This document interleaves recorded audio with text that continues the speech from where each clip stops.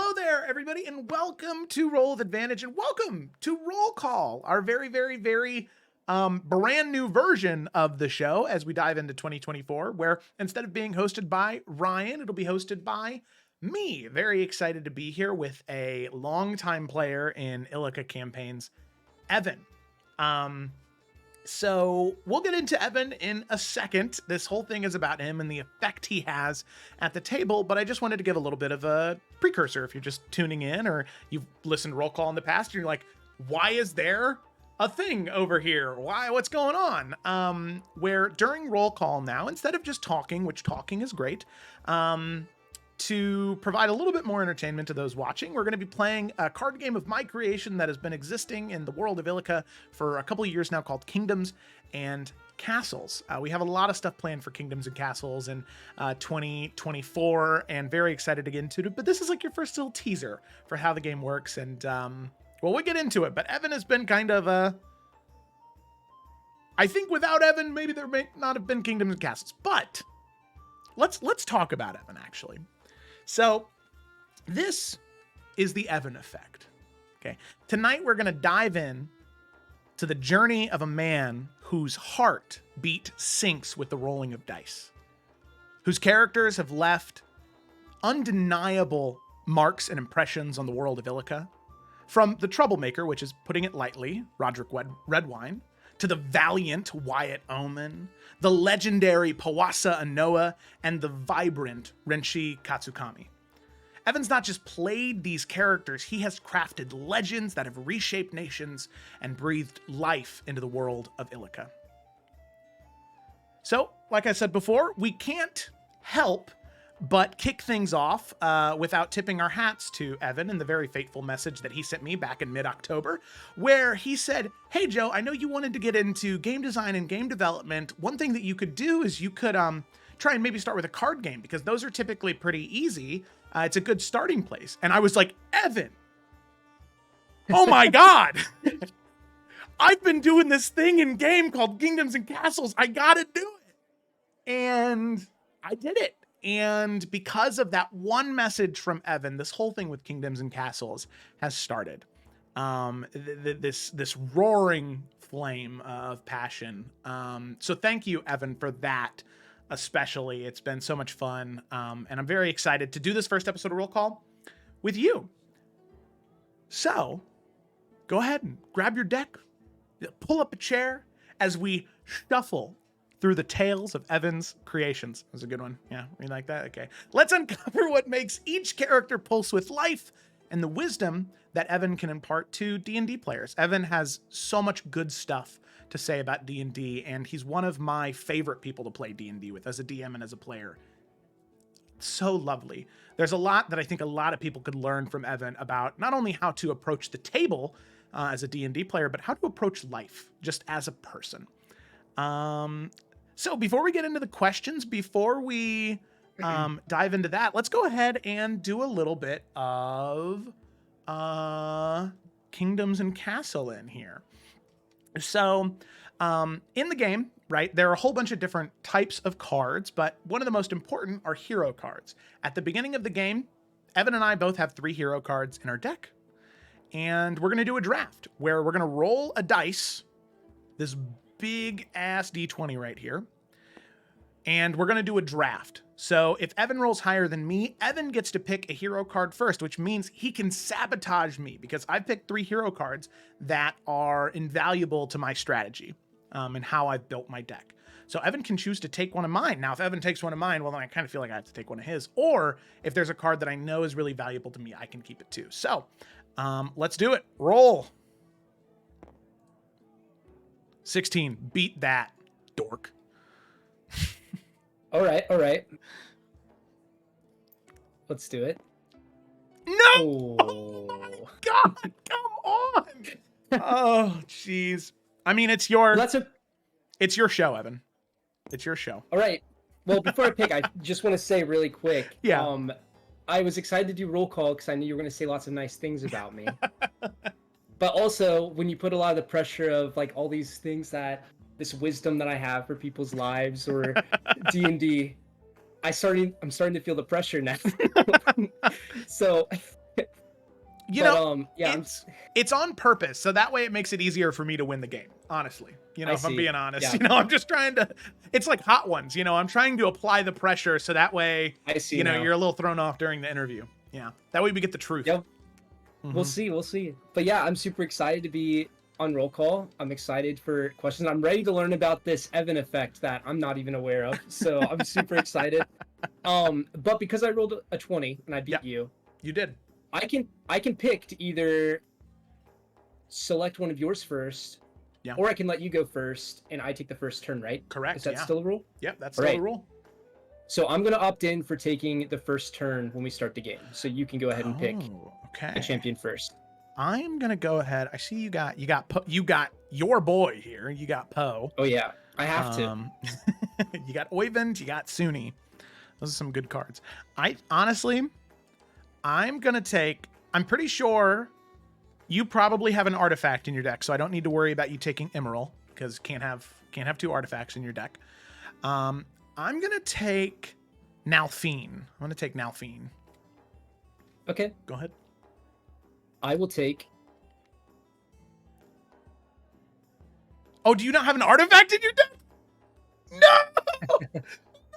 I'll take Emerald. Okay. Alrighty. Oh man. Okay, I'm gonna take Oyvind. All right, and I'll take your last card here. You son of a bitch. All right. I'm not gonna take your boy from you because that's who we're talking about tonight. I'm gonna take my Moonblade wielding Goofy. Okay. All right. Very strange, Evan. Very strange. Shuffling them in. All right. So as we enter the beginning of the game here, Evan, where we're sort of checking out our hands. And we draw five, right? Yep, we draw 5. Holy crap! Look at this stinker of a hand. That's crazy. All right. So Evan, each of your characters that you play seem to ripple stories that have such a lasting impact on the world. So, do you have like a secret sauce? Like when you're coming up with a character where you're like, you know what, this is going to be the little cumin. This is going to be the turmeric, the paprika that I'm going to put in this character that's going to really give it that spice, because with each one of the characters you've played in Illca, they have that spice. So to you, what do you think that is? I'm going to mulligan, by the way. Okay, so I think it's not the first bit of spice isn't in the actual character itself. Okay. When I go about like creating a character in your world, especially in your world, it is kind of like I'll have an idea and I'll throw it at you, but I totally expect you to mold it, reshape it so that it can actually fit very well in your world. And a part of the reason why is because I'm like this stickler. Like I won't like my character unless I know it's like legit. I don't know what the word is, legit or canonized in your world somehow. Making sure it's lore friendly is like believable in your world. Maybe that's the best way of putting it. It's believable in your world. Like, yeah. I don't want to influence your world. Ironically, this is because of the question. I don't want to influence your world as much as I want your world to influence my character so that it can be a true member of it. And I think from there, it's just super easy to leave a huge impact on your world because they've already been crafted as a piece of it. So I think I did that mostly with Poasa and Wyott. But as for Rodrick Redwine, it's not fair to say that he, even though he probably had the most long-lasting effect, depending on how much of his story is actually canon. It's all canonized. Wow. Okay. Every gory detail. By far, he has the most lasting. I don't think he had any respect for your world. But that's a story in itself. That was a campaign that we started for the first time with some of the. I know for most of us in this community, it was our first time entering into your world, which would become Illca, and we totally decimated it. So yeah, you did destroy it. Okay, well, very cool. I love it. As a DM myself, and as you know, obviously, you know, your DM, I love that because working with your DM and working with the players at the table to make sure that what you're bringing is like true to the world, so important. And I love to hear that's your secret sauce, because it was always what I suspected, because you always would ask me questions, you know. It wasn't me asking you about, well, what does this mean in your backstory? So I love that. Before we talk about Rodrick, are you keeping your hand? I'm keeping this hand. Okay. Absolutely. I think I'm going to keep this hand too. So Evan and I are playing two different decks. Evan is playing definitely a control sort of combo deck, the Dwarves of Durandur. If you're familiar with Magic the Gathering, blue, like mono blue, hyper control. And I am playing the Nation of Altaria, which is a mid-range life gain deck. So most Kingdoms and Castles games last 20 to 30 minutes. We might be here all because we both have two decks that are excel in the mid to late game. So we'll just have to see what happens. Okay. All right. I'm going to keep mine too. So that means you're going first, right? Right. Okay. So I do not get to draw. You do not draw. The first turn. Mm-hmm. Right. Okay. So as part of my leader's ability here, I get to generate one resource at the beginning of my turn. Yeah. I'm going to go ahead and put out a resource generator. Okay. On my favorite one, which is Enchanted Forge. And I'll get another 2. And that is all I'm going to do this turn. Okay. Sounds good. So top of my turn. First turn. Yeah, it is. But it's scary. You have enough mana to counterspell now. And that makes me nervous. And I'm going to draw, though.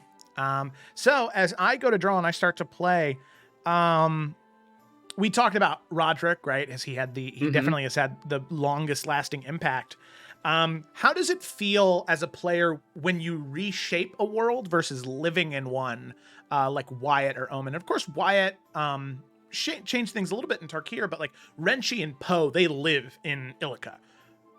Being Rodrick, whether you knew it or not, you were, shaping the vase, right? You were at the beginning when you could really mold things and change them. What does that feel like for you? Like, what is the difference between playing as Rodrick, which granted we were all younger back then, and playing as somebody like Po or Renshi now? I would say the main difference between playing the two with Po and Renshi, it is very character oriented. They live in the world, so it's more about how what's happening in the world is affecting them and changing them as a person. And when I went to make Po, it was actually Felicity who gave me some great advice when making him, because I was messaging Cam, I was messaging Felicity, I was messaging tons of people just struggling to make this first character. Yeah. I remember originally I wanted Po to be this dragonborn who could breathe fire on his blades and like reshape them, and that was my campaign character. Oh, that's cool. And this will kind of segue into what I think it would be like for when kind of like shape the world. But with Po, Felicity gave great advice saying that, you got to put a piece of yourself into your character. And Po, by far, has a lot of me in him. Some things that may not be apparent, some things, I think it's more of the unapparent things that are most like me. Yeah. But, and that being said, the main difference of having a character living in it is how the world affects you, and especially through Po having so much of me in it, it was really easy to empathize with that character, and that really translates into the role play and having great investment in the things happening. Yeah. Now, when you're a character that is imparting a lot of change onto the world, it's a lot different. As you know, I had a lot of guest characters in your campaign. Yes, you have. Tons of schedule changes, and also just you being super gracious and letting me make tons of different characters to try. But Nomi the Halfling Paladin. He wasn't in the he wasn't in the prologue of this story, but he's there. Oh yeah, and I was actually going to mention him because I think he's a good example too. Because with a guest character, you're thinking more about how can your character affect the experience of the people you're guesting for. Yeah, and therefore affecting their world and affecting their experience. And while Rodrick was definitely not like a guest character in a campaign, he definitely was made with that idea because I was new to D&D. And the example I just said with the Dragonborn, breathing fire and stuff, I call that a gimmick. Some people may call it something else, but it's a gimmick. And I used to make guest characters solely around a gimmick. And I would say that's the main difference. Is making a campaign character where they're living in a world, you kind of have to craft it in a way that has pieces of you in it so that you can empathize more with their experiences. Yeah. While a character that's affecting and shaping the world, which I would say most of mine are guest characters in that way, they usually have a gimmick or something that they carry into the campaign that's going to put a wedge into the world or like leave a stain on it. Yeah. And for Rodrick, it was his vengeance. I really like that that metaphor for it. Either making a wedge, creating space, or leaving a stain on top of something. That's a really good metaphor. I love that. Yeah, because Nomi had his thing. Yeah. Which was a hunger for something that just rolled into this huge lie that was shaping things around him. And then there was Rodrick, who had this vengeance for his family that caused him to do a lot of crazy things, which was me testing the waters and limits of D&D and you as a DM. And you let me break this barrier. So that's my long answer there. No, I love that. I think that that is a fantastic answer on both parts. And after playing my one resource generator, go ahead. All right. So I'll go ahead and gain one as part of that ability. Well, I guess I'll gain two. Yeah, you do gain two. Draw. And nice. Okay. Yeah. So what we're going to do here. Okay. Big plays?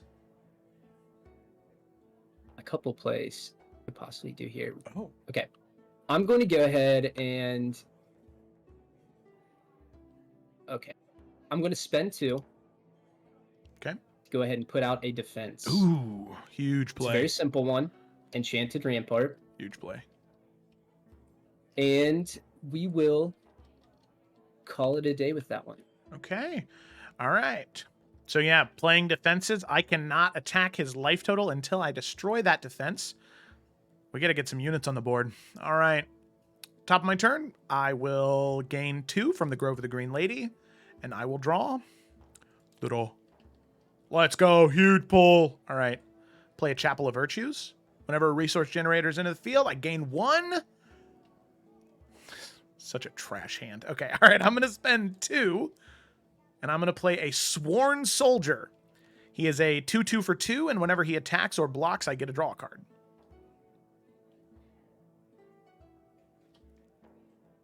Sounds good. Okay. All right. So yeah, somebody just asked in the chat, and we'll get to the question about Poe when when we get to Poe in the conversation. So I did not miss that. So in Kingdoms and Castles, very similar to the card game Gwent, you have leaders, and your leader has an active ability and a passive ability. The passive ability on Evans, he gets to generate an additional 1 magic per turn. That's awesome. For the Green Lady, her active is I can pay 7 to summon the Green Knight, pull him from my library, and put him into play. And her passive is I draw a card if my units have a combined total of 5 or more HP at the end of my turn. That was a design change, which seems to have been working out pretty well. Okay, my turn? No, your turn. Yeah, because I played that card and I was waiting because I thought something was going to happen. Yep. So on your turn, Evan, as you're searching your cards, trying to figure out your plays, I have a question for you about Wyott. So Wyott changed a nation. Granted, this was after the campaign ended, right? That he became king and he finally started to, be this big political player. The thing is, I, as a DM, had such a strong idea of the way Wyott would be as a king because of how you played him. I mean, he was the epitome of a reluctant hero that becomes the best type of hero. So I think a lot of people really struggle to play a reluctant hero because in D&D, right, you want to be the hero. You want to go save the day and kill the dragon and, get the good stuff, right? But it's really hard to play that reluctant hero where you're like, oh, is this what I want? And I think that to a degree, Poe kind of falls in that category too, but especially Wyott, considering everything. So what advice do you have for somebody who's trying to play a reluctant hero and the journey that character needs to go on?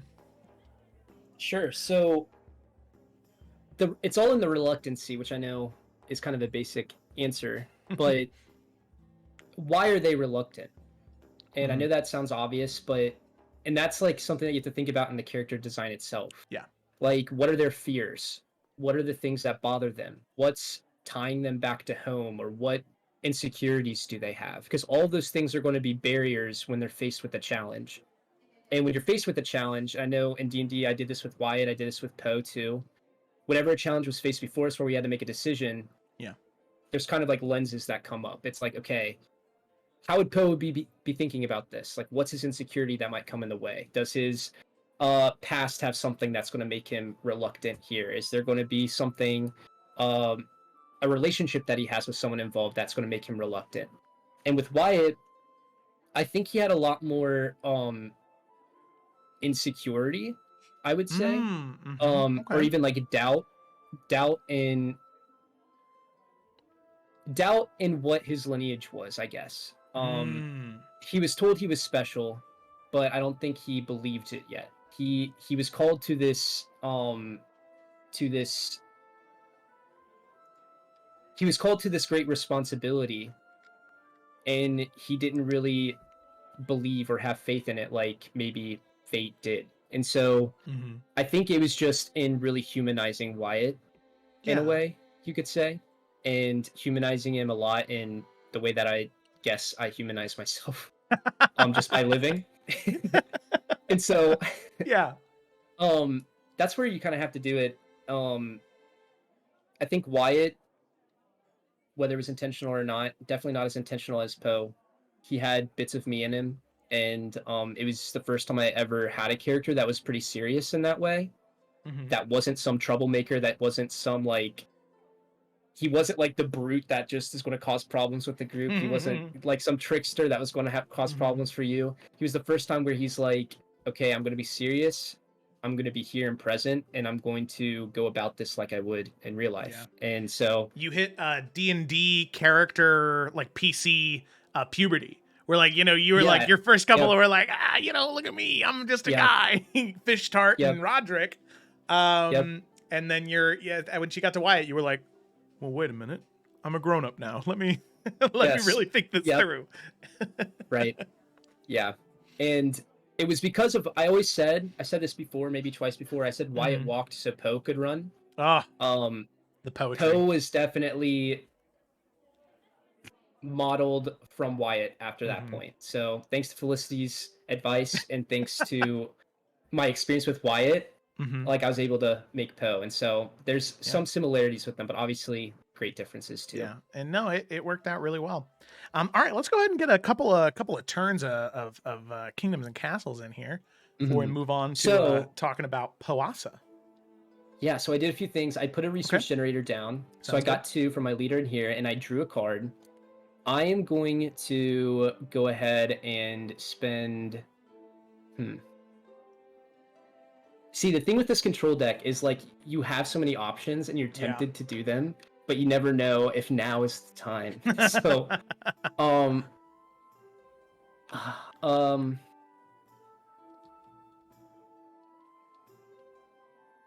I think I'm going to have to 1, 2, 3 draw 3 cards. Okay, cool.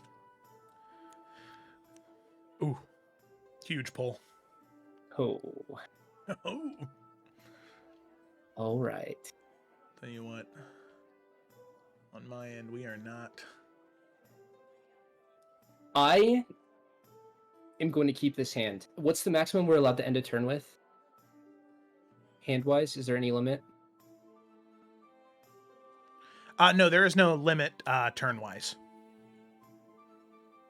Okay, then I'm going to go ahead and end it here. Not a lot happened on the field. A lot happened in the hand, so. Okay. All right. Sounds good to me. Here we go. Let's go ahead and start. So I'm going to generate 3 because the Grove of the Green Lady generates 2, and this one generates 1. 1, 2, 3. And we're going to draw. Ba-ba-ba! What the fuck? Okay. We're going to play a Chapel of Virtues, gaining 1.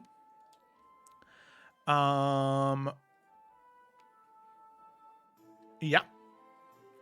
Then we are going to spend 5. going down to 1, and we are going to play Zone of Truth, which is a defense that has 4 HP whenever an opponent plays a card. So anytime you put a card into play from your hand, you take 1 point of damage.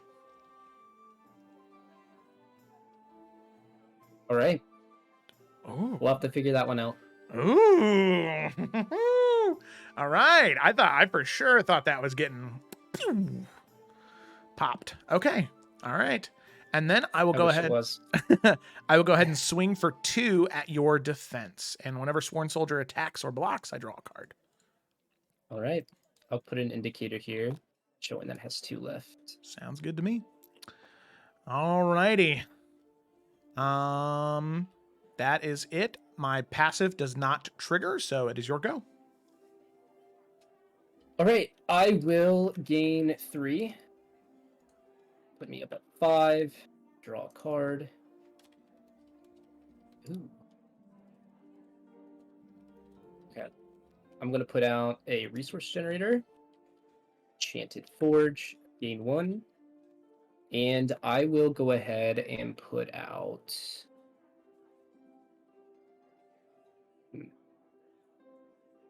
This would probably be the better. Okay, yeah, I'm going to do this. 1, 2, 3. I'm going to put out Arcane Scholar.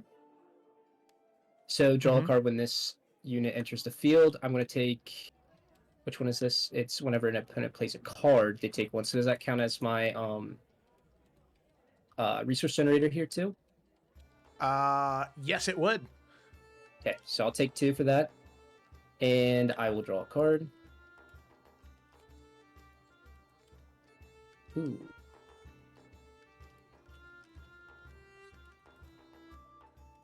Nice. Okay. I will end my turn here. Okay, sounds good. All right, here we go. So we are going to generate 1, 2, 3, 4, going up to 5. We're going to draw huge bowls. We're going to play a Chapel of Virtue, going up to 6.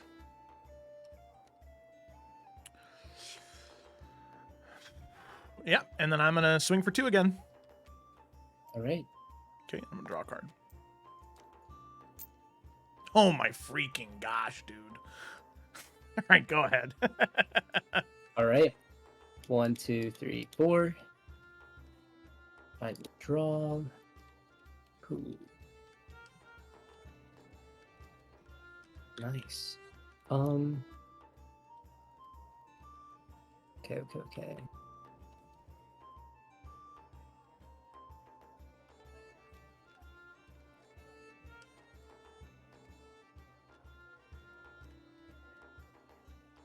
Alrighty. This is quite unfortunate. Okay. Okay. 1, 2, 3, 4. Sorry, I go quiet when I'm trying to No, that's okay. clean some stuff here. So I'm putting out Mountain Protector for 4. I'm going to take 1 damage for your card here. Okay. And I will go ahead and swing Arcane Scholar at your defense here. Currently at 12. All right. My defense, Arcane Scholar 2, so it takes 2 damage. So it is at 2 Huchpa. 2 hit points. Okay. I will end it here then. Okay, all right. Cool, sounds good to me. So let's go ahead and draw. Wow. Okay. I should have generated first. That's my bad. I'm going to generate 5, going up to 11. I'm going to spend 2 to play Sworn Soldier again, dude. Sworn Soldier's putting in the work right now. And I don't want to do that just yet. So we're going to go ahead and swing for 2 at you. All right. So I will go ahead and block with Arcane Scholar. Okay, so they both die, right? They're both 2/2s? Yep. All right, cool. I do draw a card because he does attack. Pop. Bro, what is going on? Okay, all right. I'm going to go ahead and pass the turn to you, but we're going to move to Poasa now. So the life that you breathed And I guess by you, the extension also falls to Wyott as well, because of what you said earlier. The life that you breathed into Wyott, into Poe, has been nothing short of heroic. So, what is the driving force for you behind creating such enduring heroes? And I know you can't set out to create an enduring hero, but what do you think the success point is for creating something that when that character comes to the table, people love them? Because this is different than what we talked about before, because this isn't about having an impact or being involving. This is about creating something that people care about, that is enduring, that is fun to play with. And I think that Poe was just that. So what was kind of your key for that? So I didn't really realize how Poe was going to be until we were a few sessions in. And then it started to make a lot of sense to me. Like originally he was supposed to have an accent. He was supposed to be like, not a whole different personality, but slightly different. I remember for the first few sessions, we were a little bit confused about how old he was. Because at one point he wakes up, he's like, kids, right? And you're like, wait a second, aren't you like 16? But I think the thing that made Poe such an interesting character was because when you look at Poe at face value, he is just simply a good guy. Mm-hmm. Whether he's no matter what situation he goes into, you know he's going to try to do the right thing. And where you make that a little bit more interesting is you put him in a party with a ton of people that want to do not the right thing, whether it be picking locks wherever they can, wherever. Then he becomes like a babysitter, and then it's funny, and then it's like, you know, but I think also I started to think about Poe, how that could end up being a flaw, or where the quirks in that could be. So like Poe being a good guy, why is he good? Why is he so stuck in these values and stuff like that? And I think the values that he had instilled in him were good ones. Yeah. But he clung to them even when they may not have been reasonable, and he parted with them when they may not have, when they were reasonable. I don't know what I'm trying to say there. But it'd probably be easier to say this with an example. I remember when we were in Bella Clara and there's a conversation with like Cecily and Bianca, I think, where they were talking about like the military or like guards in Bella Clara. And Poe like ignorantly said something like, well, they're military, like why wouldn't we be able to trust them? Why wouldn't we be like, he had this like naive attitude towards things too. And so I guess when you want to make an interesting good character about like what one that especially that people care about, you gotta like really do this like character like investigation. So they're a really good person. Where are the flaws in that? Where are the quirks? Where are the kinks in that? Where are the dents? Where does it fall short? Where does it rise? And I think just the party really made it apparent for him. Yeah. And the quirks were great. And it also made for great moments, like when he crafted that horse statue for that blacksmith whose son was killed. And that was because Poe really did empathize with them. And it made, I don't know if it was really spoken, but like it made him think about his own father, and if he wasn't sick, like how he would feel with Poe going and doing the things that they were doing. Like Poe could have died, what would that have meant for his dad? Yeah. And so this blacksmith, moments like that also I think build on it. I don't know exactly what the right answer is for this, but I know with making Poe, it really was just exploring the faults and strengths, especially in the context of a party that isn't exactly like him. Which just exemplified that. I really do love that. And it's obvious. I mean, obviously as the DM of that campaign and that character, I see exactly what you're talking about there. And I love hearing you say it. And I think with a lot of this stuff, there is a wrong answer, you know, for how to make an enduring character. But I think for the most part, there are so many ways that you can do that. And I love the idea of creating something, and then that is fairly traditional, right? Like Poe, for the most part, was a goody two-shoes paladin. But what are the flaws in that, right? He wasn't just an obnoxious, stop breaking the rules, guys, for the entire campaign. He changed. He shifted. He grew. Poe had his own flaws and his own flawed logic for thinking about things. And that's how you can really make something like a Goody Two Shoes seem so endearing, because everybody has flaws. And I think, embracing those in a character, especially a paladin, or somebody like Poe, is invaluable. So awesome. I love that answer. So what do you have cooking over here? So, you attacked here. I gained my 4. I drew my card. Yep. I'm thinking. Holy shit, you have so many cards in your hand. Yeah, it's about to get crazy. Jiminy Crickets. Okay, so I am going to. You got quite a few cards in your hand as well. I think it's time. No, I don't want to waste that card. Okay. I'm going to do 1, 2, 3. I'm going to do Rune Engraver. Ooh, okay. This is a unit, so every time I cast an entry card, I draw a card. Wait, is that what it says? It does. Yep. You take 1 damage. That's right. And I think I want to save this up, so I'm going to keep it here. Actually, before we go, I'm going to attack this defense with Mountain Defender. Oh, no! Oh, man, that was some reliable damage right there, actually. Yeah. Okay. All right. So now that we got that out of the way, I think we're good. Yep. That dealt a lot of damage. That was you pretty. Got your use out of it. Woo! Yeah. Well worth it. Okay. Alrighty. Cool. So we are at 11 and 15 life total wise. Let's go ahead and go to my turn. Draw a card. We will generate 5 resources. Yep, 13. Holy crap, dude. Okay. We are going to sacrifice the Grove of the Green Lady, gaining 1. To play the Grove of the Green Lady to gain another. Heck yeah. And then we're gonna, you know what we're gonna do? We're gonna ball out. I'm gonna swing for 2. What are you gonna do about it, huh? What are you gonna do? Swing for 2? I'm gonna swing for I'm 2. Block. Oh shit! What's that? He's a 3/1. Oh no. Okay. 1/3. 1/3. 1/3. 1/3. Okay. So they are both at 1.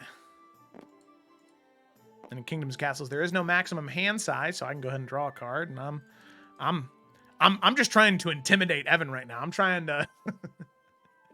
What you know about cards in hand? Only they were good. All right. Yeah, go ahead. Okay. I'm gonna take 4 or gain 4. Ooh, gonna take 4. Okay. I've got a little bit of it's an easy question for you. So Mark asked, you're finally given the chance to take Cecily on a date. I think he means Poe's finally given a chance to take Cecily on a date. What are they doing?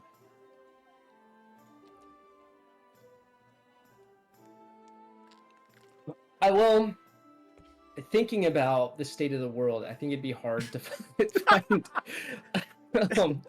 a normal date. I think Poe at this point, really just taking it into the situation that's going on right now. Mm-hmm. The only thing that Poe would want to do is to catch up and have undivided attention to catch up, because they've gone through so much, and there's been so much that he has probably been experiencing, and so much worry that he's also had for the group. And it's just seeing the moments where they call out to each other, it's time to get rid of that and just. And also, I don't think Cecily would be up for much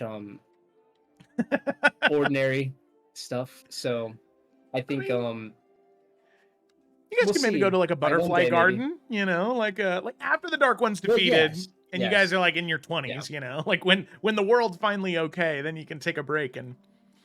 Of course, yeah. I think that would just be the main goal: is somewhere quiet, beautiful, obviously, and someplace to catch up. Oh, that's so nice.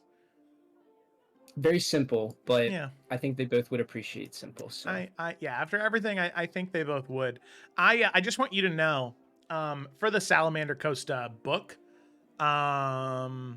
that line that you said about he doesn't want to go and do something, he just wants to go to a place where they can be safe and just to talk, just to catch up. That's going in there. It's going in there because that's beautiful. I love that. Yeah, That's that's so awesome. I'm glad it's going in. That's so sweet. Oh my And goodness. also a book. I'm excited. I remember you all were working on that Mhm. a while ago, and I'm Yeah. excited to hear that it's. Well, hey, the friends will get a sneak peek at that very soon, so you have that to look forward to. Heck yeah. Sometime in January, you'll be able to see how we write Poe. Oh yes, I'm so excited. Wow, that makes me so happy. Mhm. All right. Okay, I'm going to do 1-2 to draw 2 cards. Oh Oh. shoot. Okay, draw 2 cards. Easy fix. Easy fix. Oh my goodness. You got the machine working right now. Oh my god. Well, speak of the devil. I gotta do it. Nah, I can't. No, I have to do it. I gotta do it. You got to do it. Oh my god, what are you doing? Oh! Speak of the There he devil! is, in all his glory. That handsome young man.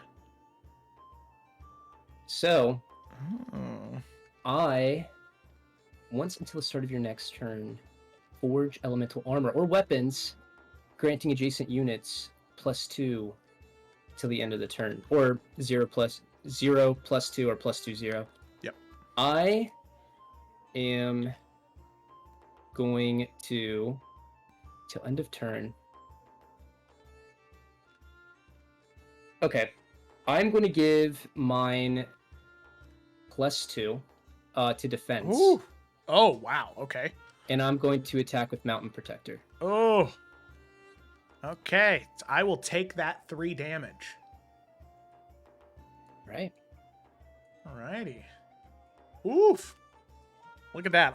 We're already neck and neck. I'm at 12, you're at 11. Woo. Sounds Bop. good. Okay. And I guess I already did an attack phase because in Kingdom Castles you have to kind of select the ones that you're attacking and it's kind of like one showdown, right? Okay. Yep. So then I guess I'll end my turn there. Okay. Alrighty, cool.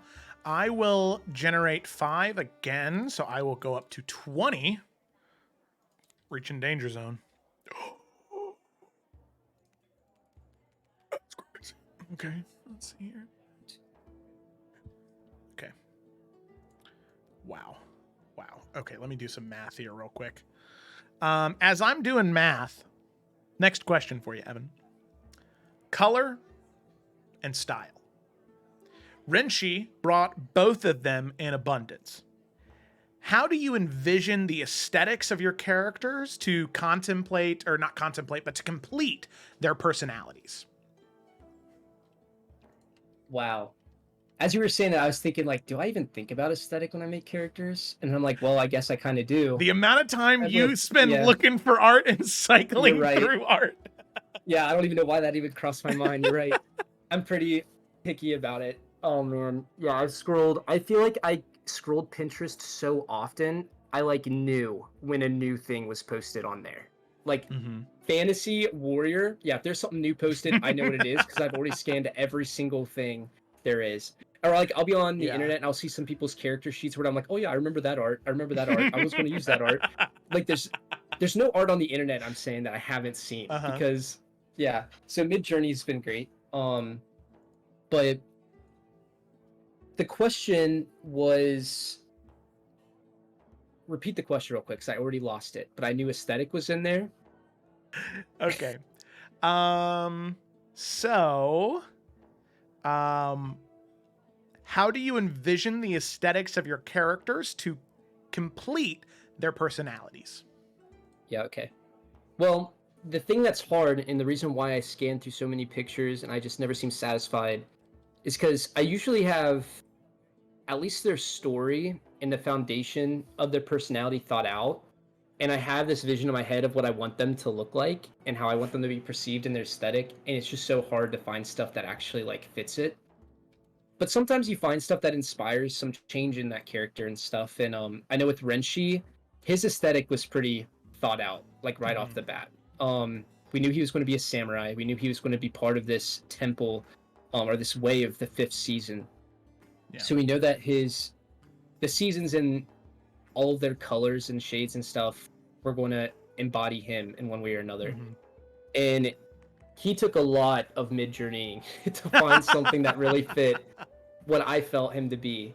and and he still is in his spring form, his green skin and green hair, and it's kind of messy, and he's younger, and when you think of that aesthetic, it really does embody who he is. It may not be clear on the outside or when he's talking, but on the inside, Renshi is just winging it. And he's doing it with such, and listen, he's doing it with such like nobility and like devotion to, because he believes strongly in the way of the fifth, and he loves it. It saved him. It made him who he is. And the position that he's in with the temple, in every aspect of everything, he does not think that he deserves it. He doesn't think that he's ready for it. But as part of his duty, he's going to do the best he possibly can with that. And I feel like his aesthetic and the changing of seasons and everything like that, he is in that season of just riding out this season as best as he could, at least before he entered in with the party. And well, and I love that too, because like spring is typically represented as the first season, right? Because it's the season of rebirth. It's the season when things start anew. I know, and sometimes it's winter is first, but for me, spring is first, right? Because it's the beginning. And I love that Renshi, right at the beginning of the campaign, he's in spring, and I'm excited to see him go from spring to summer, right? And summer to fall, and then fall to winter. And like, does his Eladrin phases also change his like physical age appearance on top of that? So by the time he gets to winter, you know, he looks like he's in his like human 50s or 60s because of that. And what is the age of magic? Like that's the whole thing, right? Is the fifth season. So what does that look like for Renshi? And what's that gives me a lot to think about, because I have thought about his season of summer a lot, because that's the next one. And I am going to just follow suit. I'm not going to bounce around. I have plans for that. I can't really talk about it, but with Poe, his aesthetic was pretty embodied in who he was too. I knew he was going to be a blacksmith, so I loved it. I wanted him to be a craftsman, and have his craft, saying craft a lot. And I wanted that to be embodied with his aesthetic. And so when you look at some of his early artwork, he has pieces of armor. I knew that I wanted him to have like a shoulder pad or start building this plate of armor as he went, because he wanted to make it himself. Which wasn't, I stopped being so intentional about that in the campaign, but his personality and like his passion there was going to be embodied in his aesthetic. So I mean, I don't know, at some point they just come together. But I think when you get really passionate about creating a character and you start thinking about how other people are going to perceive them, and you can relate to this, I'm sure, with just world building, you really want to make sure you paint the right picture of who they are and stuff. And so I think it just comes naturally that you care a lot about how they're perceived and their appearance and their aesthetic by putting so much time into their personality and story. So no, I love that. I think that is a great answer. Heck yeah. Fantastic. All right, where are we at here? I think it's your turn. Is it really? Well, you were doing math, and I answered the question while you were doing the math. Oh, Jesus. I really was. Okay. Whoops. My bad. Okay. We're gonna do this. We're gonna spend 4, first and foremost, to play Blossoming Barrier. We're gonna go ahead and play defense. It gains +0/+1 for each token unit under my control on the battlefield. Right now I have 0, so it's still just a 0/3.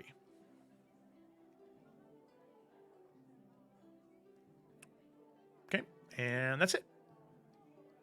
Okay. Right, I'll gain 4. I will draw. Nice. I'll put another Enchanted Forge to go up to 5. Oh, wow. So we got some good stuff going on here. Yeah, you're kind of... I'm nervous. The star of the show hasn't even arrived yet. Yeah. The guy that this whole deck's built around hasn't even popped up. We'd really be telling a different story if that was the case. Yeah. Okay, so this is what I'm thinking about doing. Okay. I am going to give Mountain Protector +2, giving him the weapons, so he's going to go up to 5. Nice. I want to attack with all 3. Okay. All right. So, with the updated rules for how we're doing defenses, since there's only one attack and defense phase, or in like resolution phase, you attack the defenses, but since none of your guys have breakthrough, none of that goes over to my life total. Okay. Okay. But the defense is thoroughly bludgeoned. It is gone. Makes sense. All right. Okay. And then let me just see if there's anything else I can do or I want to do. I'm going to say no. I'll end my turn there. Okie dokie. All right. Here we go. We're going to draw. Quick question for you. Who wins in a fight, Ajax or Renshi? While I generate my resources. We have to see. I'm ready for it. I'm ready for it. Ajax is, I was about to say what kind of fighter he was, but to be honest, I don't even know how to really describe it, because he has a lot of like soldier mentality, but he also has a lot of like just natural warrior mentality. Mm-hmm. He can be basically anything he wants in a battle. It's gonna make sense. And Renshi is very, I don't know. I think Renshi is a well-learned fighter, and he's going to be tactical in battle, especially on one-on-ones. And his fighting isn't just his craft. It embodies his lifestyle and his worldview. And so where those meet against like Ajax, who's like highly battle experienced, and I don't even want to limit his fighting to saying that it's just like his craft or like his just something that he does in his free time. Like, it does make up a big part of who he is. So I don't know who wins. I think it could be neck and neck, but I don't know. I think in the previous fight though with Ajax, I think Renshi. I think if it was a one-on-one, he probably could have got the win over Renshi. But I mean, he did have health regening +4 dual hammers. So Yep. Yeah. Had a bit of a crutch there, Renshi doesn't have that. But I still have yet to like make use of some of Renshi's toolkit, so I don't know how that works. But I think I put it in my wishes that they're going to spar, and so I'm really excited to see how that goes. But I think the dice will tell the story of that one. So okay, alrighty, very good. Love that, great answer. I played another defense. Okay, and this one. That's my turn. When it's destroyed, I draw 2 cards. Okay. All right. I will gain 5. All right. What do we have? My goodness. Okay. My goodness, my me. This is... You see, what he doesn't know is that I've got a plan here, and I'm waiting for him to do something, but... You'll never know as long as you keep my secret, chat. Evan, you were saying? You were saying something? Yeah. You saying something? Yeah. You're thinking? I totally thought you said something, but I couldn't. No. I couldn't quite know. Who would I be talking to? You're right. What was I thinking? Okay, so I'm going to give Mountain Protector +2 from Poasa. Okay. And he's going to solo your defense. Dude, that dude's a badass. Just walking up to a tower, double hammers, just... Well, he's a Mountain Protector, so... And he has a freaking Enoha making his weapons, so... Yeah, that's true. I mean, them some good hammers, then. Yeah. Let me do some quick math really quick. Okay. Yep. Okay. Okay. So there is potential. I am not going John said to Renshi would win. Really? Yeah. John, I don't know about that. We'll have to test it out. Yeah, I'll have to see what happens. Have to do a PvP for Salamander Coast. Not like a in-canon PvP, but an imaginary one. Uh-huh. Okay, ooh. Ooh, dang. Okay, I'm saving that. All right, end my turn. Okay. All right. I will draw a card. I will, you motherfucker, I will gain 5. And then I will play a Sanctuary of the Dawn. That's cool. Generate 2 faith. Okay.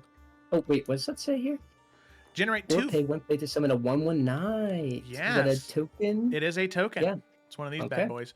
So if I choose to do that, I generate no faith from that card. I see. Yeah. Okay. All right.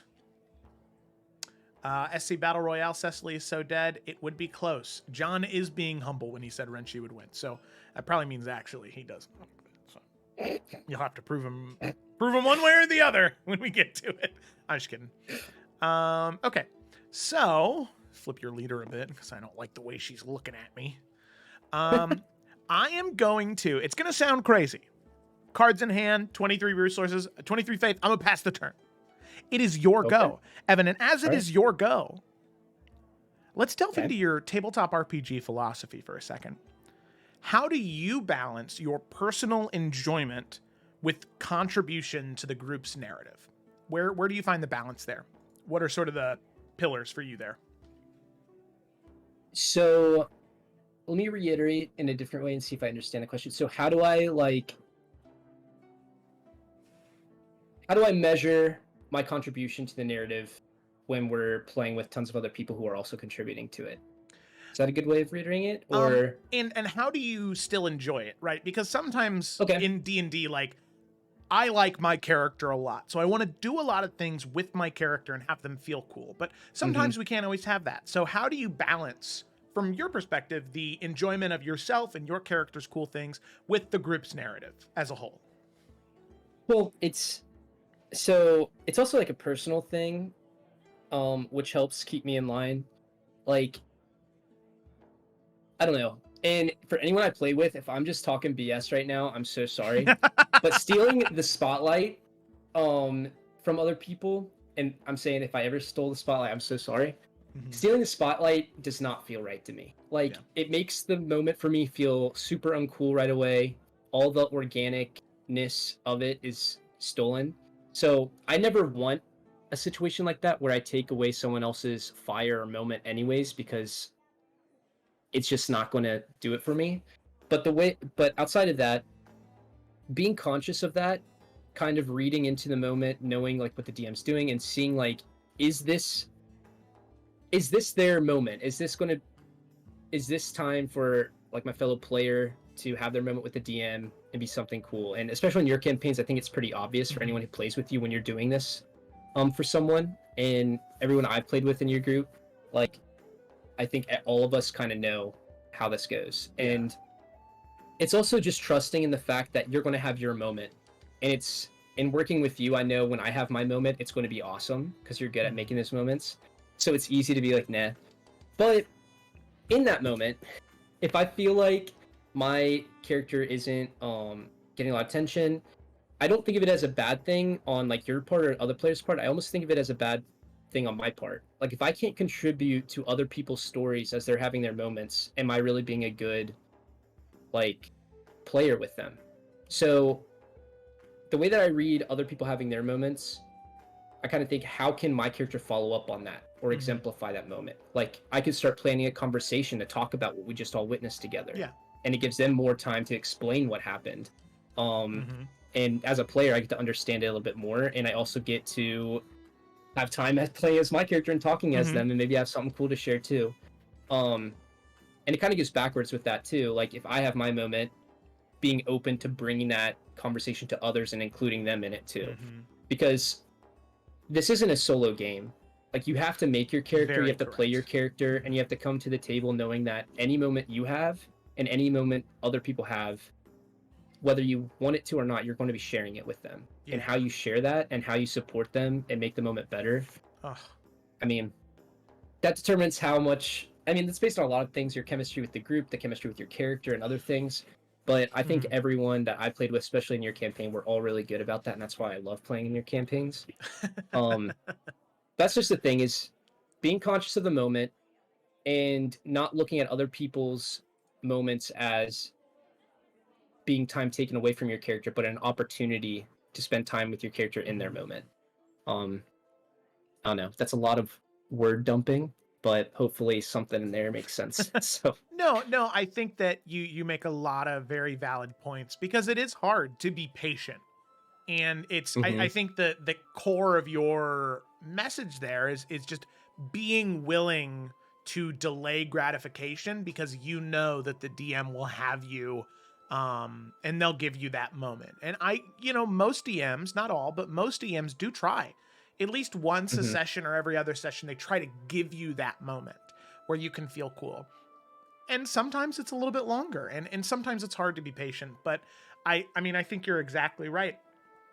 You just need to trust. And if it's been a while and you haven't had a moment, it might not be a bad idea to politely say something to your DM about it. All right. Well, what's happening now? Is it your turn? I ended my turn. You ended your turn. Well, you play. Hold on. Let me back up real quick. I think I just gained resources. You did. And then I stopped for a question. I drew a card. Yep. Yeah. So it's your turn. Yep. Okay, cool. I'm going to hit you with an Eldritch Blast. Oh my god. Well, let me see real quick. Divide as you choose. Or champion. I'm going to do 1 to your soldier and 2 to you, director. Oh, fuck. Okay. Oh, holy shit. Okay. Things are not looking good. Uh-oh. Yeah. And I will go ahead and +2 the Mountain Protector again. Okay. And I will go ahead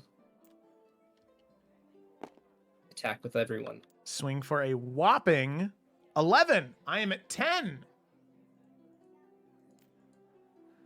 Well, Evan. What can you do? I'm telling you, it's not over. I'm just trying to edit my life total on the stream, but for some reason, it's not letting me do it. There we go. Okay, I am at 10. I've got 10 coming at me. I've got 11 coming at me. First things first. Okay. I'm going to spend... I'm going to spend 16. Okay. Let me subtract it here. So 13. So I should be at 7. I'm going to spend 16 and I'm going to play Angel's Wrath, which has an...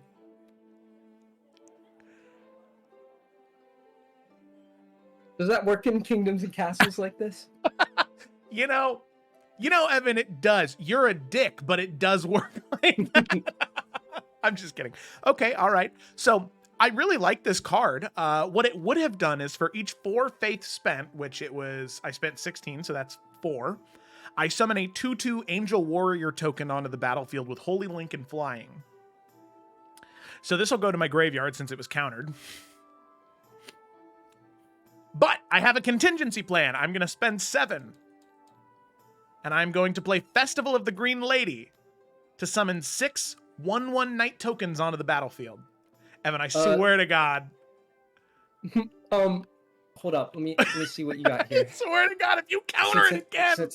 Okay. Okay. Yeah, I can't do anything. Okay. All right. Woo. I was sweating. Woo. Woo. All right. Clone. Boop. Boop. Boop. Boop. Boop. Okay. So then I will block the 3, 1 each. So, whoa, that guy took a tumble. So then I will kill this guy, and then deal 1 damage to him and 1 damage to him, but all 3 of these knights will die. Some of you may die, but that is a sacrifice I am willing to make.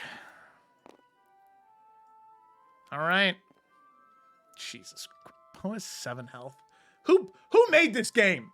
Who balanced this game? I'm just kidding. Okay. Oh. All right. See, but this is okay. This is okay, though. We're still okay. All right. Is that the end of your turn, Evan?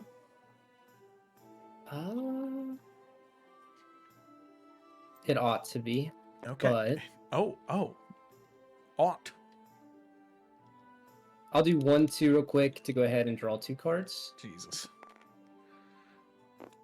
Jesus Christ.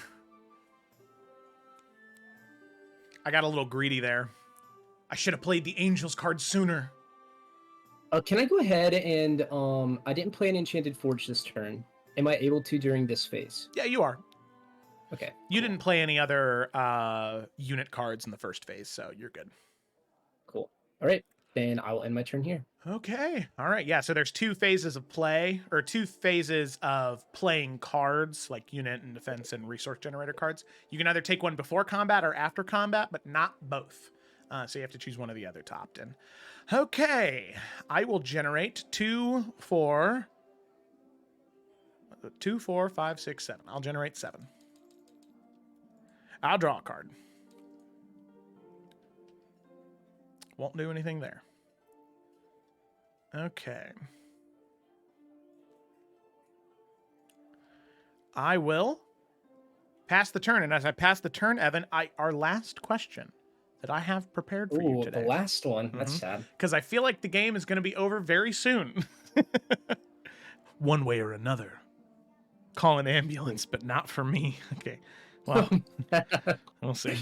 Okay, so your influence extends beyond the game table. That much is so incredibly apparent to everybody that we play D&D with, and I think that anybody that has the great pleasure of meeting you. So what advice do you offer to somebody who's looking to leave a positive mark on their gaming group, or just in general, the people that they interact with on a day-to-day? Oh my gosh. Yeah, some real life advice. Yeah.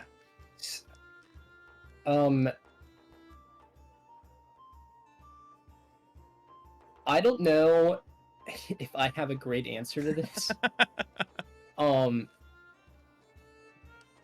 I think the biggest one, and maybe it does go along with one of my recent answers in one way or another. You got to know that life is shared. You're not the main character of your story. As much as you should have that mentality for a lot of the goals and stuff you have to realize that other people are also going through their stories around you. They're having their moments, they're having their opportunities. And by being a member of their lives, you have to know when to humble yourself to uplift them and trust that they'll do the same for you. And I think the best way that you can go about life and leaving a positive impact on everyone else is by reminding them and showing them the positive impact they have on your life and the potential they have to leave on everyone else. Yeah. With you, Joe, it's this game. It's you as a DM. I'm a big words of affirmation person, so as you probably know, there's just like so much potential in this group and everyone in it. And I think just being able to cut all social norms, take all social expectations aside, and be willing to just tell someone when they're being great and when they can be great, and that you'll help them be great if you can, is one of the best things you can do to leave a positive impact on someone's life. And yeah. No, I love that. I think that is fantastic. It is such valuable advice that you know is applicable to the D&D table, but just to people you meet in real life. And I think that the reason I wanted to ask you is because anybody you've played D&D with, or I like to think that you were an RA for that took the time to actually get to know you, would say that about you. So that is fantastic. Some valuable life advice from Evan. Heed it wisely. All right. Ed, is the end of my turn? Right? No, you ended your turn. I hadn't done my thing. I ended my turn. Okay. Yeah, you didn't do your thing yet. Okay, so I did gain 7 because that just happened, and that was sad. Oh no, I did pass it to you because I drew that card. So it is your turn. I chose to do nothing. That's right. And then you said whatever, and then that's when you asked the question. I thought you were going to do something huge, game wise. Nope. Okay. So then I get 6 here. Still can't believe you took Emerald from me. That was so mean. He looks like a great card for you, so that's why I took it. Oh. Jesus Christ. Yes. All right. Yeah. Oh, yeah. Oh, no! Ah! It's over! It's finished! Let's put it up there. Holy shit, he's I don't know what he's at. plus 5? I'm just gonna put a 5. Yeah, that's fine. So he's at 5, 6, 7, and 9. 7, 9. And why not just put? Well, hold on. Let's see what we got here. Okay. God have mercy upon my soul. I'm about to get fucking smote into oblivion. Holy shit. Okay. It's a big boy. Maybe not. Maybe not. Maybe not. Oh. Have mercy, my lord. Please. Okay. I'm gonna have to do this. So tokens, do they count as units when we're talking about effects? They do count as units. The important part is if you send a unit back to the hand, they are removed from the game because they have no casting cost. They don't go in the hand. They just disappear. Okay. So I'm going to do a couple things here. Okay. I'm going to do 1, 2, 3, 4, 5 to send one of your tokens back to your hand. He's dead. I'm going to 1, 2, 3 to disable one of your tokens for a turn. Holy fuck, dude. Okay, all right. I'm going to +2, +0 both of these folks here, Mountain Protector and Enchanted Forge Master. Okay. So Enchanted Forge Master's at 9. Okay. And Mountain Protector is at 3, so that's 5. Impose at 5. I'll attack with all of them. Okay. The Enchanted Forge Master does not have Rush, so he can't. You just played him this turn. Oh yeah, you're right. Totally forgot. Covering my own skin here, so I'm going to block Poe. And I will take 5.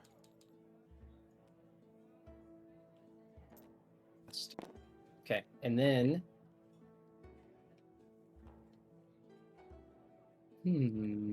that will be it. Okay. All right, starting my turn, I will gain 7, going up to 14. I will draw.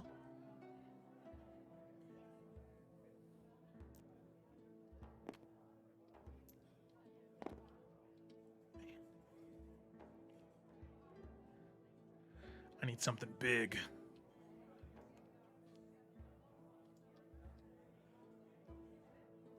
Okay, I'm going to spend 4. I'm going to play a Heraldic Knight. So while on the battlefield, all unit tokens gain Rush. And then I will swing for 1. Okay, I'll take it. Ooh, bold move. All right. Ooh, holy shit. Okay. Starting to get the sweats, Evan. Go ahead.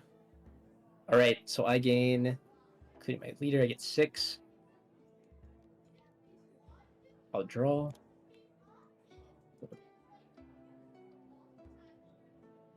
Okay.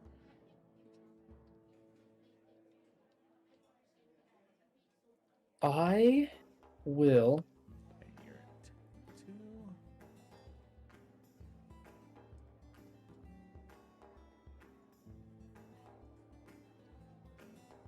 Can't do that. Can't do that. Can't do that. Okay. So we're gonna have to do work here. I will +2/+2 both of these. Okay. And I'll attack with all 3 again. Oh no, all the dice. Maybe it'll go back. I'm just kidding. It's not. It's not going back. Can I? Oh, what? I just hit rewind time. I think they're all good. Yeah, this is. I think this is right. Nice. Look Except at that. I don't know why. Oh, he's at 6 because okay, his dice is missing though, Mountain Protector. But I think he's at like 2 or 1. Yeah, I think he was at 3 actually. Oh, okay. Oh yeah, because he took 1 from. Gotcha. Yeah, because okay. Okay, all right. So you're doing work. You're swinging with all them guys. That's what I'm doing. All them boys. boys around here. I'm gonna spend 7. Put me at 3 actually. I'm gonna play Festival of the Green Lady to summon 5 night tokens.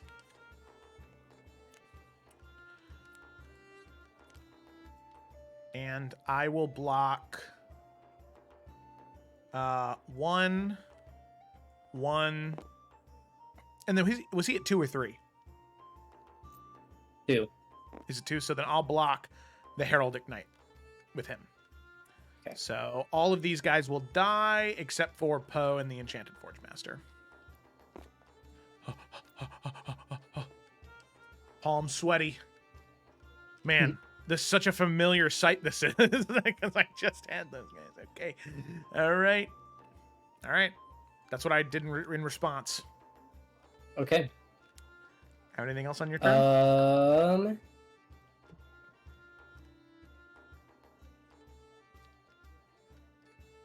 Should I do that?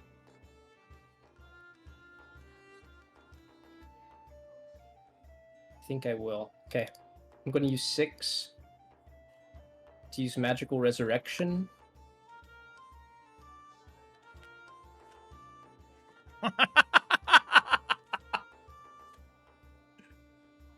And I will end my turn.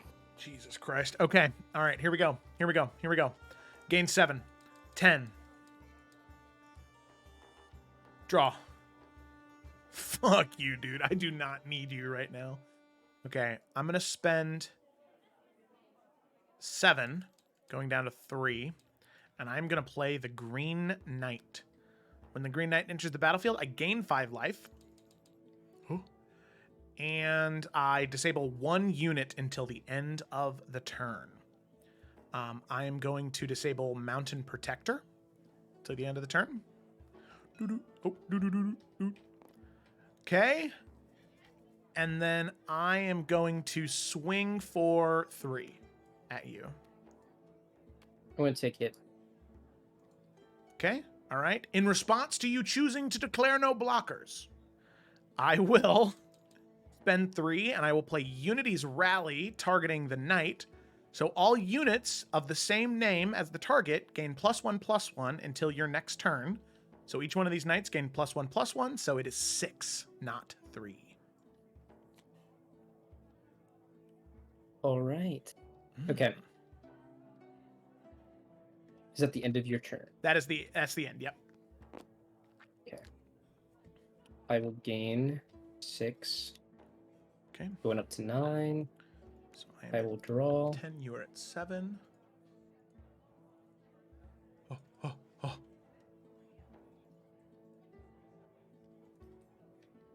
So all of these peeps right here are at 2/2? No, they are 1/1s. It's only until the end of the turn.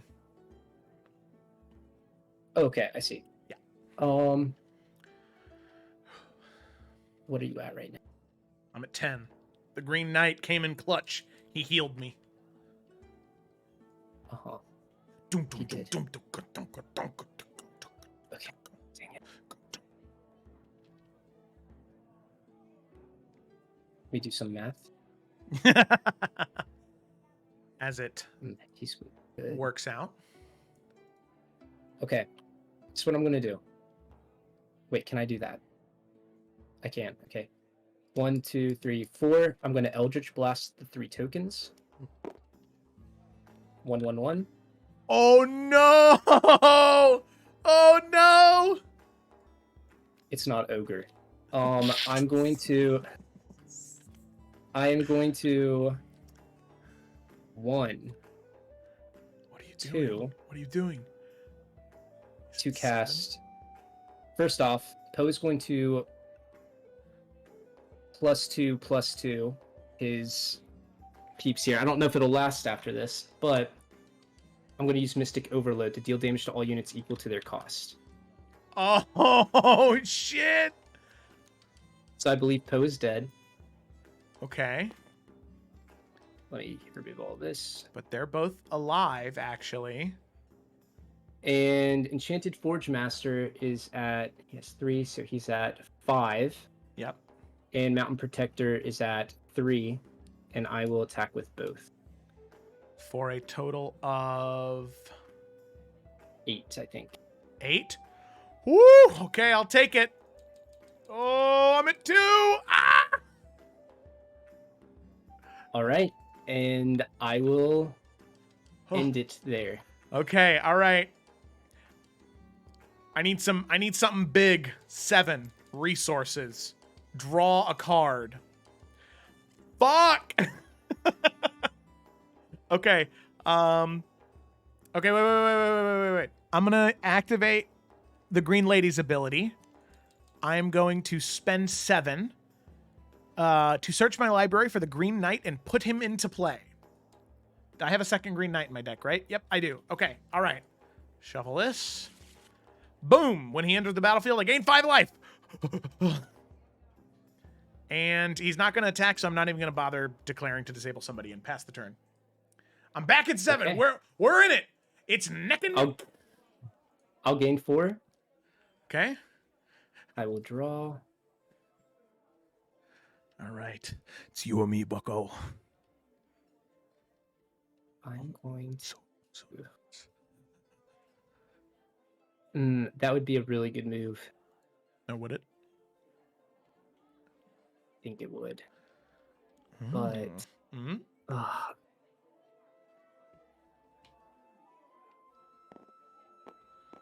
All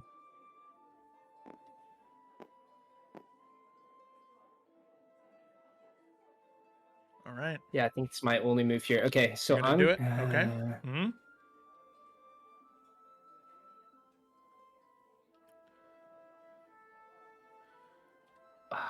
This is why this game is awesome. Balancing, figuring out whether or not you should save resources or unload to do something now. Yeah. So if I did that, do that, that would give you into saved. This is going to be risky. Hey, man. No, I got to do it. It's better to go out in a blaze of glory.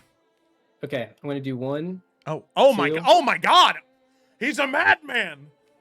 I'm going to resurrect Green Knight to my field, revive a unit from a graveyard under your control. But I'll gain 5. You'll gain 5, and they're both legendary, so they destroy each other. Oh, I didn't even know that. He's great. He's crazy. He's crazy. Oh my God. Did you just win? Did you win by accident? Maybe I did. And I guess I don't know where we're at on my turn, but that was your main phase. So now you're in the attack phase. All right, here it goes. So we got to do some math here to be sure, because this guy's down with every single one that's left. So 3 and 3. 6. I'm at 1.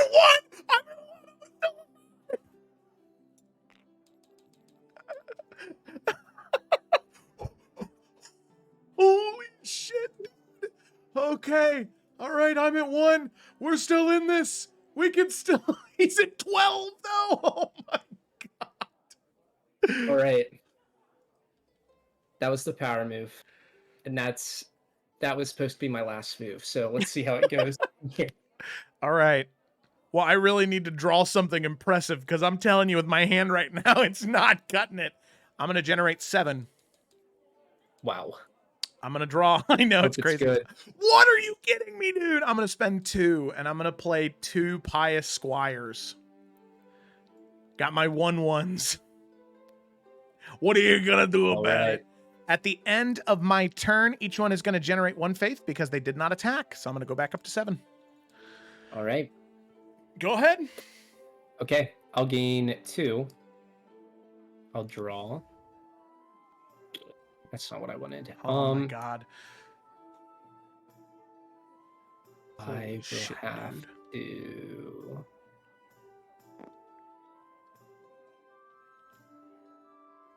I might as well put him up. So I'm going to use 1 just with the nature of this card. Yep. I gain a magic when he's summoned, yep, so okay. That's how it goes.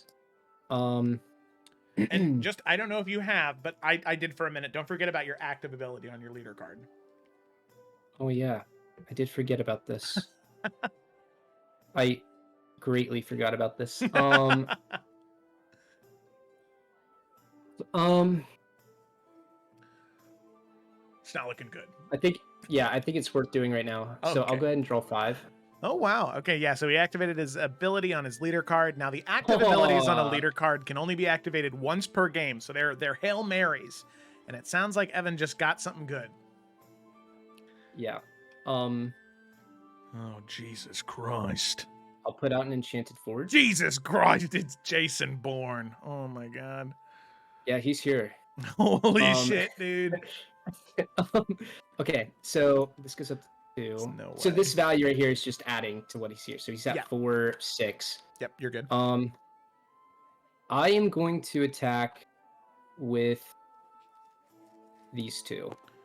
And Okay, yeah, I have to block with both of them.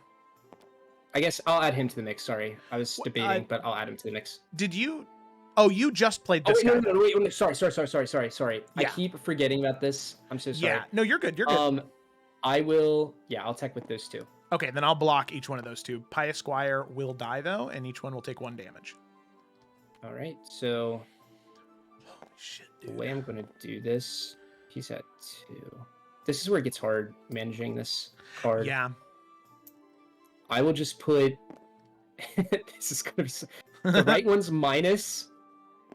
The left one's add. So. Okay. It's just. It might be better to have a tracker for HP and attack. You're right. 2. So 2. 4. 4. And then this one is at 6. He's at 5. Yeah. Okay. So he took 1. Okay. Now we're good. All right. Here we go. My turn? Yes. All right. I'm going to gain 5, but I'm going to use the Grove of the Green Lady to gain 2 life. Okay, so I'm going to go up to 12. I'm going to draw. Okay, I'm going to spend 4. I'm going to play a Sacred Watchtower. Gain a little bit of time, because I do not have anything right now. Go ahead. Okay. I will gain... Oh, why did I do that? I'll gain 3. Yep. Oh, that's right, because you have the passive, so... Yeah, oh, and then I'll gain another one. Huge! Oh my god. I will do...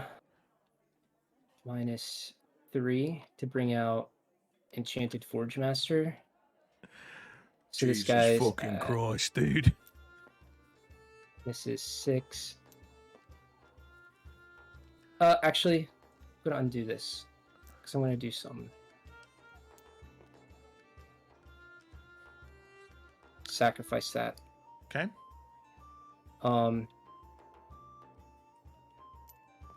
Sacrifice that. Wait, can you do 2 in one turn? Yep. You can sacrifice as many as you want in a turn. Okay. Oh my god, you're really... Okay. I am going to... Okay. I just gotta do it. You do it. Did you really play all of that shit just so you could Eldritch Blast me and deal 3 damage to me directly? You played all those cards just so you could kill me with an intrigue? You bastard! Oh my goodness. Okay, listen, the reason why is because I needed safety. If you somehow countered this, I had to be safe. Oh my god, I have... turn, so. Wait, no, I didn't realize I had resources. I'm going to spend 2, and I'm going to play Treaty of Virtue to counter it. All right, see where we are now? Oh god, I forgot that I had resources. For a moment I was bamboozled. You threw it down so confidently like I had nothing. Okay. Oh my god. Well, let me just, because that was not quite my combat yet. Okay. Sorry, I'm trying to duplicate these, and then I want to drag them over here. Yep. Up. Beauty. Because he's at 3 and he's at 5 actually. Because the other one's -1. Oh my gosh. Yeah, it's selected. Okay, this one's at 3. So what I want to do is a defense soaks up everything attacking. Yep, correct. So I'm going to go ahead and attack with these two. Okay. Take that one out. Draw 2 cards. And I will end my turn. Okay, I'm going to generate 2 life and then 5 resources, going up to 11. I'll draw a card. Okay. All right. Go ahead. All right, I'll gain 2. I will draw. I will gain 1. So then these guys go up 1.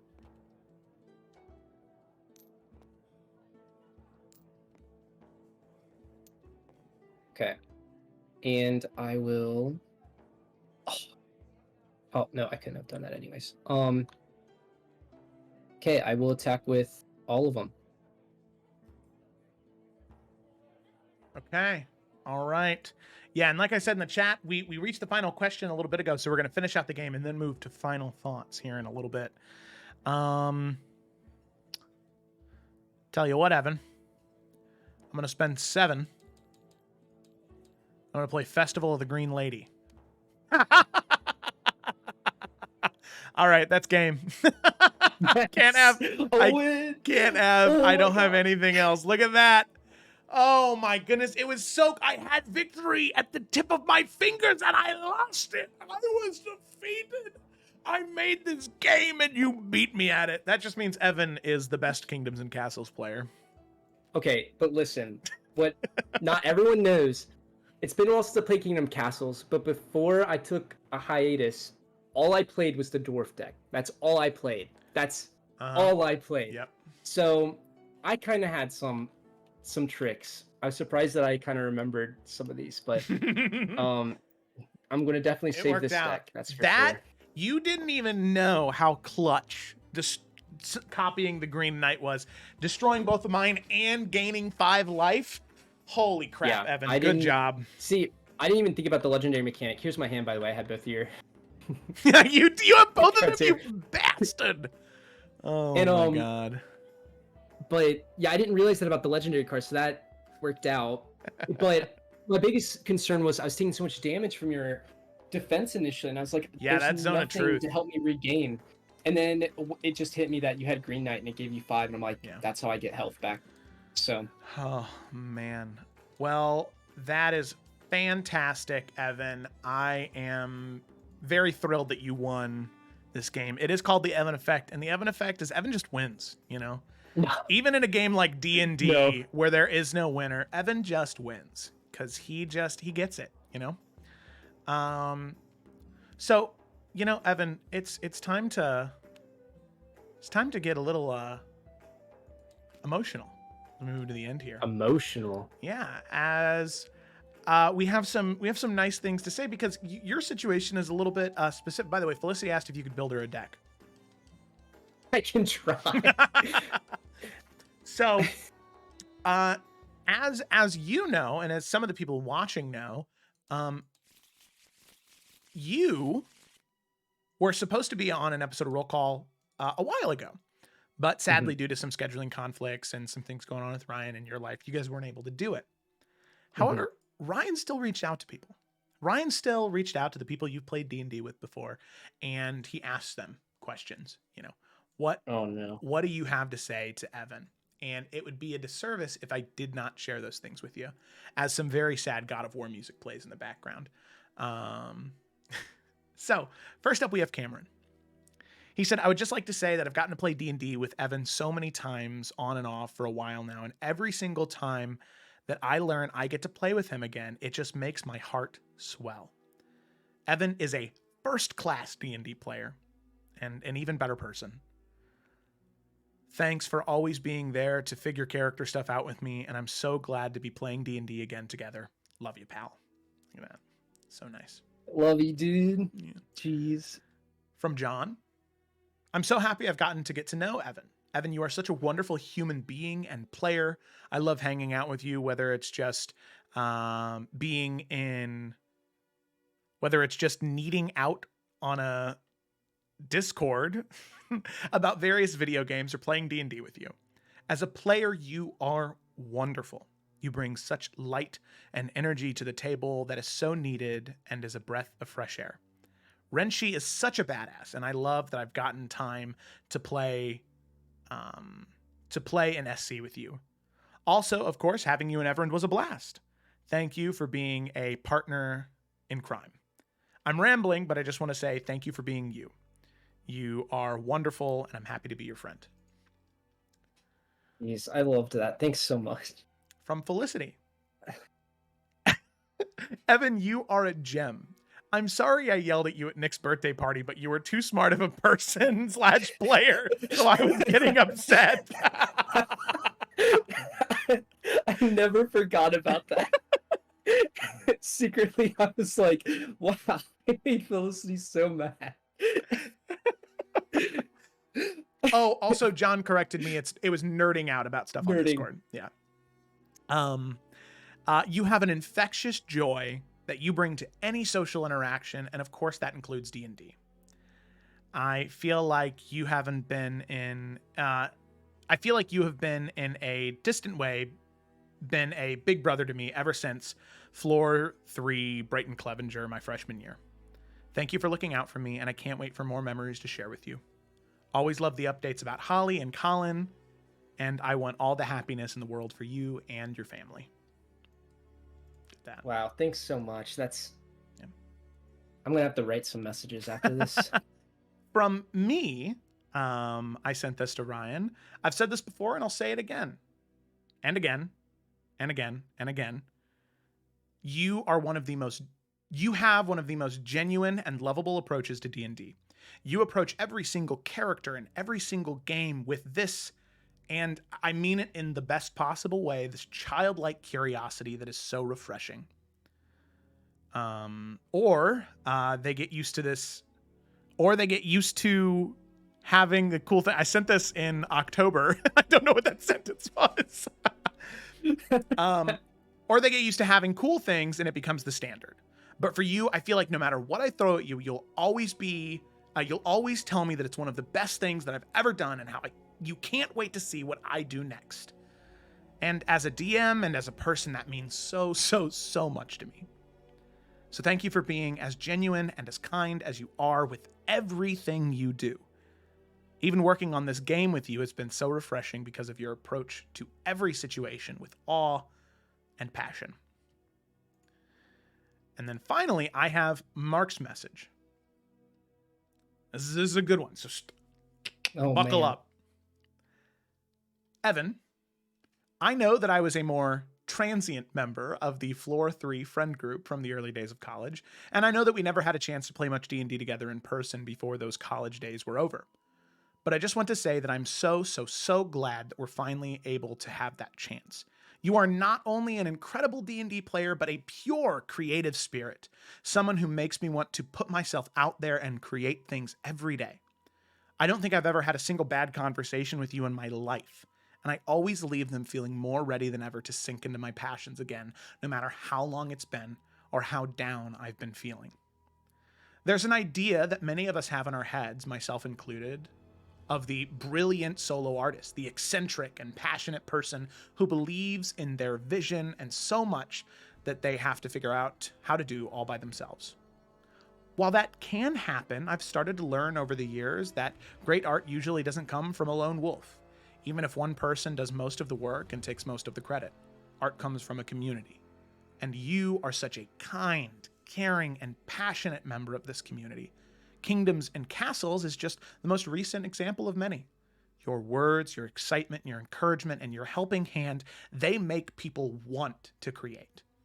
It makes people fight through the voices of doubt in their head and follow their wildest dreams. That makes you one of the greatest artists I've ever known. Think about how much art would never have existed if you weren't there to support and encourage the people who wanted to make it. My hope is that the rest of us can be just as half as excited about your passions and ideas as you are about ours, and that you feel the love we all have for you. The second is you need to play test a game, or go over a character idea, or whatever else it may be. I'll be there. It is the least I can do for the love you've given. That's from Mark. I'm like, I said I wasn't gonna cry at this part in my head before I did, because I'm a big crier. I don't even know what to say to that, because it's just really easy to, I guess, be that. I don't think it's really testament to me that Mark can say such good things about me. It's just, Yeah. you are all the creatives. You're all super great. You guys create so much awesome stuff, and you guys are so passionate about it. And this community, the way that you all come together, it makes me wish I could be a part of it more actively, more often, just because you all are the artists. I'm just simply here telling you for what it is. And maybe that comes off as me being like this nice guy, but it's just, I guess if I have anything right now, it's just that I have an eye for that, and you just all have it. All of you, especially you, Mark. And Mark, there was a lie in your message. Maybe not a lie, but an inaccuracy, where you said you don't think that there's been like a negative conversation you've had with me in your entire life. There was one. Oh no! And it was one of my first conversations with you. Oh no! As an RA. And I've reminded you about it a few times, but it has to be reminded now, because I cannot live it down. So I'm going to try to make it as short as possible, but as an RA, you have to do rounds, and there's things that you're detecting when you're on rounds. Weed, alcohol, and super loud noises. Oh, well, and I know which one Mark was probably responsible for. and on this round, I happened to be with a more senior RA. So full disclosure, I let people get away with a lot, just so you all know. Mm-hmm. And floor 3 knows this, especially, but I was on Mark's floor, and this senior RA was a huge stickler. Ooh. And we heard a really loud noise in the form of music, and it was really loud. And we were like, she was like, this is unacceptable. And I'm like, well, I don't know. She's like, we're going to knock on their door, and you're going to do it. And I'm like, me? Like, what? They're like, you're going to knock, you're going to do it, because you need this experience. You're going to do it. And so she wasn't going to stand with me either. She's like, I'm going to hide over here while you do it. And so I knocked on the door, and as I opened the door, I see Mark's roommate, and I see Mark in the background with the music. And I told him that your music's too loud. Usually, I would just end it like that, just, hey, turn it down. People have said stuff, but she had me at gunpoint, right on the other side, like, we're out of their vision. She had me at gunpoint being like, to get their IDs. So I had to take their IDs, and I'm pretty sure we reported it. And so, Mark, I'm sorry, that was your first impression of me. I don't even know if you remember it, but I wasn't trying to be the bad guy. I was really wanting to be the good guy. I was just held hostage. Oh, so it's so funny. Yeah, he said we were literally testing the sound system for the first time. It was off before you got to the door. Oh, let's just goodness. say it was very bad timing. Yeah, it was. Oh my goodness, Evan. But that is not the end. There is still one more thing, one very, very short thing. Because this title roll call is called the Evan Effect. And at the very beginning, I said a lot of nice things, and we've said a lot of nice things, and you absolutely kind of obliterated my ass in Kingdoms and Castles, and I'm really debating sharing what I have here, but I'm going to do it anyway. I think it's right. You've earned that much. So it's called the Evan Effect because I wrote a definition for the type of player that you are. Okay. So the Evan Effect. Noun. The profound impact and inspirational force that a player brings to the table in a tabletop role-playing game, characterized by a deep passion and caring nature that breathes life into characters and the game world. The positive ripple effect resulting from one player's actions and attitudes, leading to significant changes in the narrative, dynamics, and enjoyment of the game for all participants. Because, Evan, that is a dictionary definition of what you do at the table. those two things, regardless of if you're there for 2 sessions like Liam, or if you are there for 50 like Poe. It doesn't matter. That is what you bring to the table. You give 110% doing all of that every single time. And I am so thankful to get to play with you as often as I do. And anytime you need to step away from a campaign, it breaks my heart because of what you bring to the table. So thank you so much, Evan, for the effect you have. And hopefully I myself as a player and anybody watching this can start to embrace the Evan effect and be a little bit more like you when it comes to D&D. Wow. So, I there mean, you go. I was expecting Kingdoms and Castles. I wasn't expecting the the emotional part. Yeah. It's roll call has to be a little bit of a love fest, you know? And I think Well, you it's were one great. of the only people that didn't get the pomp and circumstance that you deserve from a regular episode when Ryan was hosting it. Well, I appreciate it. It means a lot to have friends that feel that way about you, and it feels even more insane to hear it with your own words how they feel. And I'm just super thankful to be able to play with you all. And it's addicting playing in Illca, and it's addicting not just because of Joe and not just because of the story, but because of the players. Mm-hmm. And my characters wouldn't be so beloved if they weren't beloved by you all and your characters. And I wouldn't love D&D as much as if I didn't meet your characters or meet you all. So really, like, if there's any kind of dictionary definition of whatever value I bring to the table, it's really just because of the table I'm at. So It's fantastic. So thank you, Evan, so much for playing some Kingdoms and Castles and for just being great.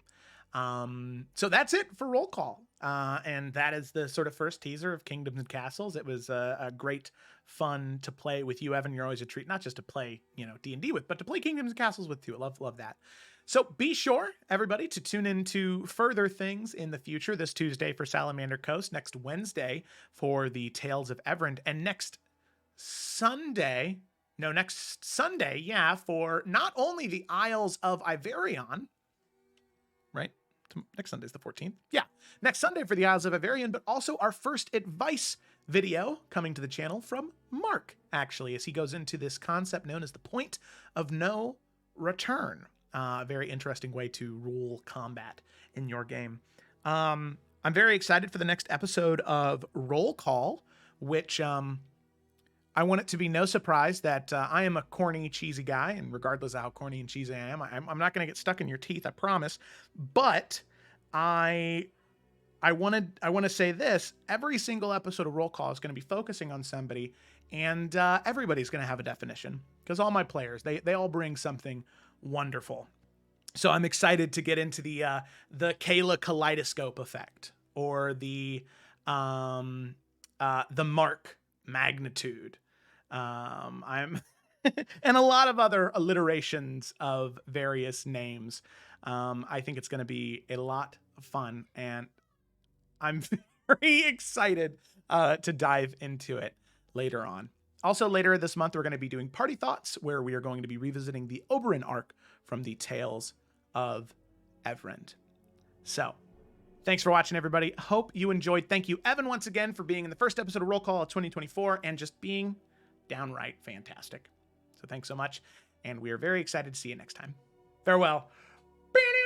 bye. Thanks, everyone.